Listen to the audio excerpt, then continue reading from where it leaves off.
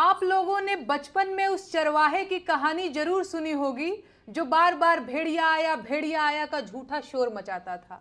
लेकिन हर बार जब गांव वाले उसे बचाने के लिए दौड़ते हुए आते थे तो वो उन पर हंसता था।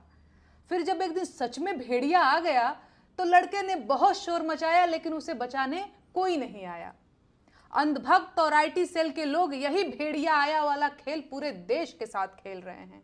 आते जाते हर किसी को वो देशद्रोही कह रहे हैं, चाहे कोई देश को हिंदू मुसलमान में बांटने के एजेंडे के खिलाफ बोल रहा हो या कोई सरकार से उसकी जिम्मेदारियों का हिसाब मांग रहा हो।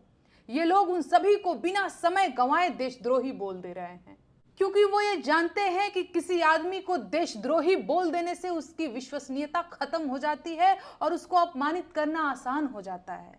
यह वही तरीका है जो जर्मनी में हिटलर ने आजमाया था। आज मैं सारे देश से कहना चाहती हूं कि जिस तरह से इस शब्द देशद्रोही को रोजमर्रा के बोलचाल की चीज बना दिया गया है वो देश के लिए ठीक नहीं है।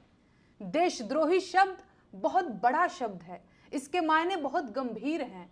ऐसे में इसका प्रयोग बेहद संवेदनशील तरीके से किया जाना चाहिए। जिस तरह से इस देशद्रोही शब्द को बात बात पर गेंद की तरह उछाला जा रहा है, जल्दी ही हमारा सिस्टम और देश के लोग इस शब्द को लेकर अभ्यस्त हो जाएंगे और खतरा उसी दिन शुरू हो जाएगा। बिल्कुल वही खतरा जो गांव वालों को भेड़िया आया के शोर को झूठ मानने के बाद उठाना पड़ा था। देश भी उसी ओर आगे बढ़ रहा है। जाहिलों का झुंड देशद्रोही शब्द को होली के लाल गुब्बारों की तरह हर किसी पर मार रहा है और खून खून चिल्ला रहा है। देशद्रोह के नाम पर जिस तरह से इतने ज्यादा फर्जी मुकदमे दर्ज किए जा रहे हैं, क्या हमारी कानून व्यवस्था इस बेहद गंभीर शब्द को लेकर यूज्ड टू नहीं हो जाएगी? क्या इसका फायदा उन असली अपराधियों को नहीं मिलेगा जो सच में देशद्रोही होंगे? ये सब बातें पूरा देश समझ रहा है, लेकिन ये अंधभक्त और उनके आका नहीं मानेंगे। ये लोग भेड़िया आया का शोर मचाते ही रहेंगे।